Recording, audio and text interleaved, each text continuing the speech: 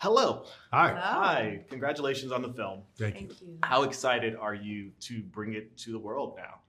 I can't wait. I love anytime I get a chance to work with Taraji and have her paint all these different colors on the canvas and screen, and that's what she did. So I can't wait for people to see Straw. The twists and the turns and that hook at the end, they're not ready for. But it was very important to me that we honored this story, that we told it the way that I felt like Janiyah and the other characters would want it to be told, and they all did a great job. Yeah. Well, I was going to describe the story as dark, which it is. There are definitely dark moments, but there's also light in this film as well. There's feel-good moments as well. Talk to me about what Straw is about and what inspired you to tell this story. Straw is about, there are a couple of lines in the movie that sum it all up. One is, you don't know how expensive it is to be poor.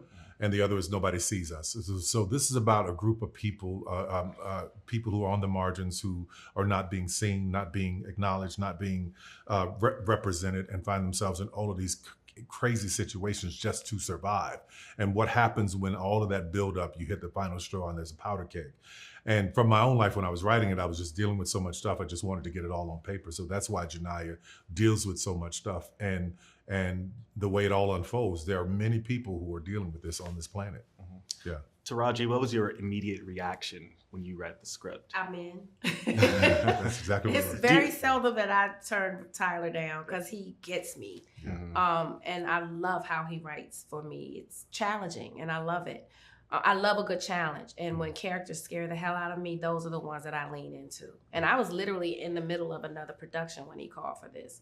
You were the first one to challenge me like that with Acrimony, because I was working on Empire. Yep. And I was like, I don't know if I have. He said, now come on, Taraji, your instrument, you can do it. Yep. And he pushed me and challenged me and I did it. And now I'm like a pro at it now. I got it. Tyler, you wrote Janiyah with Taraji in mind. So why was Taraji the perfect person to play this role?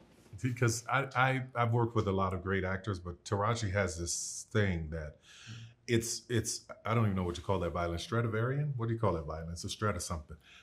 It's a very unique, specific violin, and it's very, very precious and rare.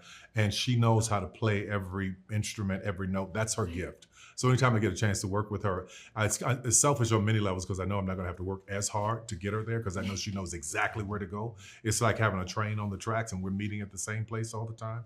So I just love working with her. What was really beautiful about Straw is that you really believe these characters. Yeah. And that's the testament to Taraji and Sherry and Tiana. Yeah. And so Taraji, Janiyah, she goes on an emotional roller coaster. We feel every emotion in that performance. How was it for you? How did you prepare emotionally to take this on? Well, literally, she's on the page, so if I just commit to what's on the page and I believe it, then the audience is going to believe it. I'm a single mother. Have I had hard times? Absolutely. But the difference between Janiyah and I is that I had support. She didn't. And so I empathized with her. And that's what I wanted to show. I wanted to show what it looks like for a person to have all the odds stacked against them with no help whatsoever. And hopefully what we will invoke is more empathy from the audience to kind of err on the side of kindness when you come across strangers, because you never know what cross they're carrying or bearing. You never know what a person is going through. Well, the movie is very heavy and you're dealing with heavy material, but what was it like behind the scenes? Were you able to let that go? Did y'all have any kind of fun on set? Absolutely. Or what? We have the most fun on his sets. Yeah. Like, it's a good time. And for me, when you're dealing with such heavy subject matter, I have to step away in between takes. That's a must for me because it has to stay fresh.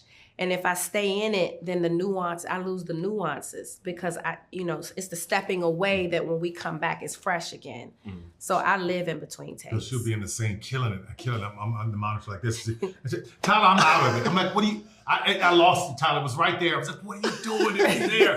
Okay, let's cut. Go play. Come back when you're ready. We'll finish it. Yeah. This is your fourth or fifth movie together? The fourth movie together.